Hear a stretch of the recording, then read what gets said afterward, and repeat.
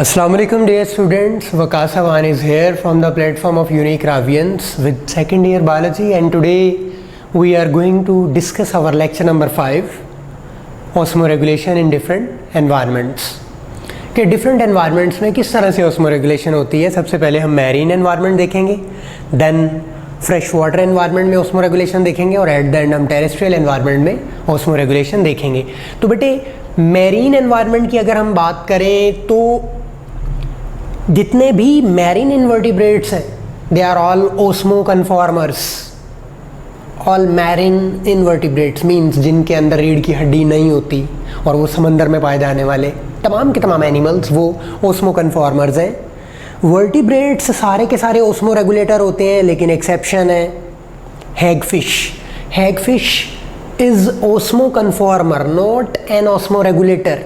Among vertebrates it is only osmo conformer. तो बेटे marine environment के अंदर हम पहले कार्टिलेजिनस फिशेस को डिस्कस करेंगे, उनमें किस तरह से ऑस्मो रेगुलेशन होती है. देन हम बोनी फिशेस को देखेंगे, उनके अंदर किस तरह से ऑस्मो रेगुलेशन होती है. तो cartilaginous fishes they maintain a lower internal salt concentration. इनके अंदर लोअर इंटरनल सॉल्ट कंसंट्रेशन को मेंटेन किया जाता है. अब अपने सॉल्ट्स को एक्सक्रीट कैसे करते हैं, क्योंकि ऑब्वियसली हर चीज़ को बैलेंस में मेंटेन रखना है. वाटर का बैलेंस मेंटेन करना है, सॉल्ट्स का बैलेंस मेंटेन करना है, इसी को तो ऑस्मो रेगुलेशन कहा जाता है. तो ये अपने सॉल्ट्स को किस तरह से एक्सक्रीट करती हैं. नंबर 1 इनकी किडनी, वो गिल्स के ज़रिए एक्टिव ट्रांसपोर्ट के ज़रिए इनके सॉल्ट्स को एक्सक्रीट कर देती हैं. नंबर 2 इनमें रेक्टल ग्लैंड्स मौजूद होते हैं. These are salt excreting glands. इन ग्लैंड्स की मदद से भी एक्स्ट्रा सॉल्ट्स को बॉडी से बाहर रिमूव कर दिया जाता है. जबकि कुछ फिशेस के अंदर रिटेंशन की जाती है यूरिया की. They retain urea in their body. अपनी बॉडी को सी वाटर की निस्बत हाइपरटोनिक बनाने के लिए, अपनी बॉडी में सॉल्यूट की कंसंट्रेशन को इंक्रीज करने के लिए वो यूरिया को अपने अंदर मेंटेन करते हैं, क्योंकि बेटा यूरिया भी तो एक सॉल्यूट है ना. So they retain high level of urea in their body. अपनी बॉडी के अंदर यूरिया को मेंटेन करते हैं, लेकिन याद रहे क्योंकि यूरिया हाई कंसंट्रेशन में डैमेजिंग हो जाता है, सेल्स को डैमेज कर सकता है. तो फिर इसके डैमेजिंग इफेक्ट से बचने के लिए ये वाली मछलियाँ यूरिया के साथ साथ ट्राइमिथाइलमीन ऑक्साइड उसको भी अपने सेल्स में मेंटेन करती हैं. ट्राइमिथाइलमीन ऑक्साइड की वजह से यूरिया का कोई डैमेजिंग इफेक्ट नहीं आता बॉडी के ऊपर. अगर हम बोनी फिशेस की बात करें, बोनी फिशेस के बारे में याद रहे बेटा, इनके जो फोर फादर्स थे, इनके जो एंसेस्टर्स थे वो फ्रेश वाटर थे. ये फ्रेश वाटर में पाई जाने वाली फिशेस के डिसेंडेंट्स हैं, उनसे बने हैं. तो जब ये मैरीन एनवायरनमेंट में आए इनको कुछ प्रॉब्लम्स फेस करना पड़ी. देखिए मैंने यहाँ पे लिखा कि bony fishes they are the descendants of fresh water organisms. Fresh water ancestors के ये डिसेंडेंट्स हैं. Hypotonic body fluids than sea water. Sea water की निस्बत इनके बॉडी के फ्लूइड्स हाइपोटोनिक होते हैं. इसका मतलब इनकी बॉडीज में से पानी निकल कर बाहर जाएगा, क्योंकि इनकी बॉडी हाइपोटोनिक है, मीन्स उसमें वाटर की कंसंट्रेशन ज़्यादा है as compare to sea environment. तो बॉडी में से वाटर बाहर निकलेगा, जो कि प्रॉब्लमेटिक है. पानी बाहर निकल गया तो डिहाइड्रेशन हो जाएगी, ये तो मर जाएंगी. दूसरी प्रॉब्लम इनको क्या फेस करना पड़ती है, बाहर क्योंकि हाइपरटोनिक है समंदर में सॉल्ट्स ज़्यादा है, तो molecules always move from their higher concentration towards their lower concentration. तो सॉल्ट्स बाहर से अंदर उनकी बॉडी में मूव करते हैं. तो बेटा ये इनकी दो प्रॉब्लम्स हैं. Number 1 osmotic outflow of water, यानी पानी इनमें से आउटफ्लो होता है, बाहर निकलता है इनकी बॉडीज में से. दूसरी प्रॉब्लम क्या है, salts enter inside their bodies. बाहर से नमकियात सॉल्ट्स इनकी बॉडी में एंटर होते हैं.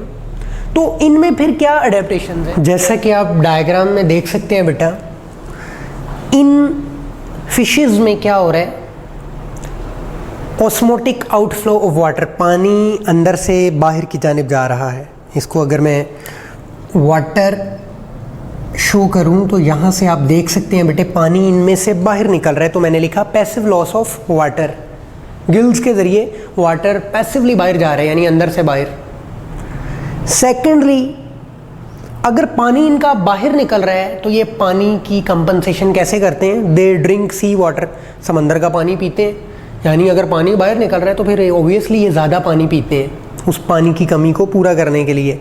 अब दूसरी इनकी प्रॉब्लम क्या थी, salt enter inside their body, इनकी बॉडी में सॉल्ट एंटर होते हैं, तो ये क्या करते हैं, उन सॉल्ट्स को एक्टिव ट्रांसपोर्ट के ज़रिए अपनी बॉडी में से बाहर निकाल देते हैं। ये देखें, salts actively excreted by gills, इनके गिल्स के ज़रिए सॉल्ट्स को बाहर एक्सटर्नल एनवायरनमेंट में रिलीज़ कर दिया जाता है, जैसा कि यहाँ मैंने लिखा एडेप्टेशंस में, they drink large amount of water, number 1, and number 2 excrete concentrated urine, ये भी एक इनकी एडेप्टेशन है। कंसनट्रेटेड यूरिन जब एक्सक्रीट करते हैं तो उससे क्या होता है, देखिए बेटा, पहली बात, कंसनट्रेटेड यूरिन का मतलब ऐसा पेशाब जिसमें पानी बहुत ही कम है और सॉल्ट ज़्यादा से ज़्यादा है। तो दो फायदे मिलते हैं कंसनट्रेटेड यूरिन से, मैक्सिमम लॉस ऑफ सॉल्ट्स, यानी जो बाहर से एक्स्ट्रा सॉल्ट्स इनके अंदर आ रहे थे, कंसनट्रेटेड यूरिन के ज़रिए वो एक्स्ट्रा सॉल्ट्स बाहर निकल गए। नंबर 2, क्योंकि कंसनट्रेटेड यूरिन है तो ऐसे यूरिन में बेटे कम से कम पानी बाहर जाता है, so minimum loss of water, इनका वाटर कम से कम बाहर लॉस होगा। तो ये इनकी एडेप्टेशंस थी। इसके बाद अगर बेटे हम बात करें फ्रेश वाटर के अंदर, फ्रेश वाटर के अंदर क्या होता है, लॉस ऑफ सॉल्ट्स, क्योंकि फ्रेश वाटर है, बाहर वाला एनवायरनमेंट हाइपोटोनिक होगा। हाइपोटोनिक का मतलब बाहर सॉल्यूट्स कम है, सॉल्ट्स बाहर कम है, और बाहर क्या चीज़ ज़्यादा है, वाटर का कंटेंट कंपैरेटिवली बाहर ज़्यादा है। क्योंकि बाहर सॉल्ट्स कम है तो होगा ये, इनकी बॉडीज़ में से सॉल्ट्स बाहर को निकलेंगे, इनकी बॉडी में से सॉल्ट्स बाहर को निकलेंगे, loss of salts. And number 2, constant flooding of cells, बाहर वाला एनवायरनमेंट फ्रेश वाटर है, हाइपोटोनिक है, तो पानी हमेशा अपनी ज़्यादा कंसंट्रेशन से कम कंसंट्रेशन की तरफ आता है, तो मैक्सिमम पानी बाहर से इनके सेल्स के अंदर एंटर होगा। तो ये दो चीज़ें हो रही हैं, नंबर 1 इनके सॉल्ट्स बाहर मूव कर रहे हैं, और नंबर 2 बाहर से वाटर अंदर आ रहा है। कांस्टेंट फ्लडिंग ऑफ सेल्स, यानी सेल्स के अंदर जैसे एक सैलाब आया हुआ है, बहुत ज़्यादा पानी है सेल्स के अंदर। तो ये फिर उस अंदर आने वाले एक्स्ट्रा वाटर को किस तरह से रिमूव करते हैं, उसके लिए बेटा ये लार्ज क्वांटिटी में वेरी वेरी डाइल्यूट यूरिन बनाते हैं। जब बहुत डाइल्यूट यूरिन बनेगा तो मैक्सिमम वाटर उस यूरिन के ज़रिए बॉडी से बाहर निकल जाएगा। एक्स्ट्रा वाटर बाहर से अंदर आया था ना, पानी ज़रूरत से ज़्यादा था, उसको ज़रूरत से ज़्यादा पानी जब आ जाए बॉडी में तो क्या करते हैं, डाइल्यूट यूरिन बनाते हैं। जैसा कि हम भी अगर बहुत ज़्यादा पानी पी लें तो हमें डाइल्यूट यूरिन आना शुरू हो जाएगा, लार्ज क्वांटिटी में यूरिन आएगा। तो इस तरह से ये अपने एक्स्ट्रा वाटर को रिमूव कर देते हैं। ये देखें, सबसे पहली बात, salts are actively taken up by the gills, salts are actively taken up by the gills, इनके गिल्स के ज़रिए सॉल्ट्स को एक्टिवली अपटेक किया जाता है। क्यों? क्योंकि बाहर वाला एनवायरनमेंट क्या था, हाइपोटोनिक था। हाइपोटोनिक का मतलब बाहर सॉल्ट्स कम थे। अगर बाहर सॉल्ट्स कम थे तो इनकी बॉडी में से सॉल्ट्स खुद ब खुद बाहर चले गए। अब एक ज़रूरत से ज़्यादा सॉल्ट्स अगर बाहर जा चुके हैं तो इनको भी तो चाहिए, इनके अपने यूज़ के लिए फिर सॉल्ट्स को एक्टिवली अपटेक कर लिया जाता है गिल्स के ज़रिए। अच्छा, दूसरी बात, डज नॉट ड्रिंक वाटर, ये बेटे पानी नहीं पीती, डज नॉट ड्रिंक वाटर। पानी क्यों नहीं पी रही? क्योंकि इनकी बॉडी में तो ऑलरेडी पानी अंदर दाखिल होता चला जा रहा है, बाहर हाइपोटोनिक एनवायरनमेंट था, ऑलरेडी वाटर अंदर आ रहा था, तो इन्हें मज़ीद पानी पीने की ज़रूरत नहीं है। Passive gain of water across body surface and through the gills, और ये वाटर को बेटा गेन करते हैं, ठीक है, इनकी बॉडी सरफेस से, क्योंकि खुद ब खुद पानी बाहर से अंदर आ जाएगा, या फिर इनके गिल्स के ज़रिए खुद ब खुद पानी अंदर आता चला जाता है। अब इन फ्रेश वाटर ऑर्गेनिजम्स में अगर हम देखें, प्रोटोजोआ में अमेबा के बारे में आप पढ़ चुके हैं, पैरामीशियम के बारे में आप पढ़ चुके हैं। इनके अंदर होता है कॉन्ट्रैक्टाइल वैक्यूल। कॉन्ट्रैक्टाइल वैक्यूल क्या करता है, ये एक्स्ट्रा वाटर को बॉडी से बाहर एलिमिनेट करवाते हैं। फ्रेश वाटर ऑर्गेनिज्म में बाहर से एक्स्ट्रा पानी जो अंदर आता है उसको किस तरह से रिमूव करते हैं? यूरिन के ज़रिए। They make large quantity of very dilute urine. तो जब डाइल्यूट यूरिन बनेगा, लार्ज क्वांटिटी में बनेगा, इनका एक्स्ट्रा वाटर बाहर निकल जाएगा। अच्छा, सेकेंडली ये पानी जब बाहर निकलता है तो ऑब्वियसली पानी के साथ सॉल्ट्स भी बाहर चले जाते हैं। तो उन सॉल्ट्स की कमी को फिर ये कैसे पूरा करते हैं? दे ईट सॉल्टी फूड्स। सॉल्टी फूड्स जो होती हैं उन्हें ये खाना शुरू कर देते हैं। या फिर इसके अलावा active Uptake of the salts को एक्टिवली अपटेक भी कर लिया जाता है। लास्ट पे बेटे हम बात करेंगे टेरेस्ट्रियल एनवायरनमेंट की, यानी ज़मीनी माहौल। यहाँ पे बेटे आपको पता है एवेपोरेटिव लॉस होता है और उससे डिहाइड्रेशन हो सकती है, यानी पसीना आता रहता है, गर्मी ज़्यादा है, पानी अंदर का बाहर खारिज होता रहता है, उससे डिहाइड्रेशन हो सकती है। तो ऐसी इनके अंदर अडेप्टेशंस होनी चाहिए जिससे कम से कम पानी बाहर निकले। तो उसके लिए बेटा आर्थ्रोपोड्स के अंदर वैक्सी एक्सोस्केलेटन होता है, इंसेक्ट्स वगैरह के अंदर। वो एक्सोस्केलेटन बेसिकली क्या करता है? वाटर को बाहर नहीं निकलने देता, वाटर को बॉडी के अंदर ही कंजर्व करके रखता है। अगर हम एनिमल्स की बात करें तो एनिमल्स में multi layered dead keratinised skin मौजूद होती है। मल्टी लेयर्ड डेड सेल्स की बनी हुई कैरेटिनाइज्ड, कैरेटिन प्रोटीन होती है उन सेल्स के अंदर। Multi layered dead keratinised skin होती है। उससे भी क्या होता है बेटा, जब मल्टी लेयर्ड होती है तो अंदर सेल्स में पानी अंदर ही रहता है, बाहर नहीं निकलता, एवेपोरेटिव लॉस नहीं होता।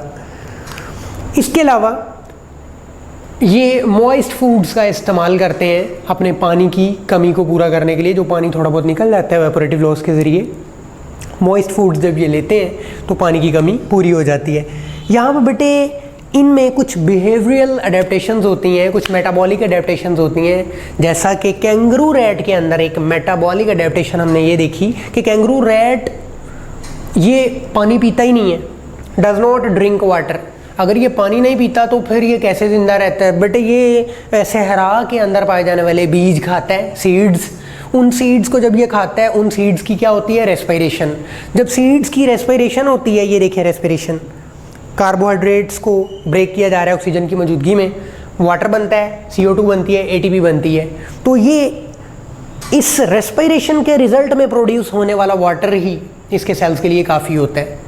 ठीक है, ये पानी पिए बगैर भी अपना सर्वाइवल कर सकता है। तो kangaroo rat does not drink water, it eats seed of desert. Desert के सहरा के सीड्स को खाता है। उन सीड्स की जब रेस्पिरेशन होती है, उनसे पानी बनता है, उस पानी को ये यूटिलाइज कर लेता है। इसके अलावा ये जो ऑर्गेनिजम्स होते हैं टेरेस्ट्रियल एनवायरनमेंट में, वो मोस्टली कंसनट्रेटेड यूरिन बनाते हैं, यानी ऐसा यूरिन जिसमें पानी का कंटेंट कम से कम हो, यानी कम से कम पानी बाहर खारिज हो।